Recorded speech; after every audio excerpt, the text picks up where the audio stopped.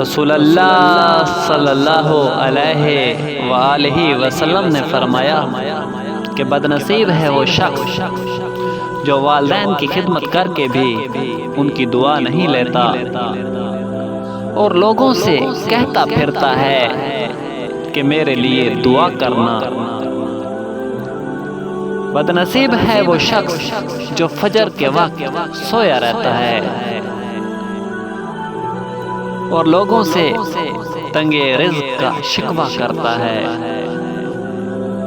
بدنصیب ہے وہ شخص جو نماز عشاء نہیں پڑھتا اور دعاؤں میں پرسکون نیند تلاش کرتا ہے۔ بدنصیب ہے وہ شخص جس نے ماہ رمضان پایا اور اپنے رب کو راضی نہ کر سکا، اور آپ صلی اللہ علیہ وآلہ وسلم نے یہ بھی فرمایا کہ جس نے میری ایک حدیث سنی اور دوسروں تک پہنچائی، قیامت کے دن اس کے لیے میری شفاعت واجب ہوگی۔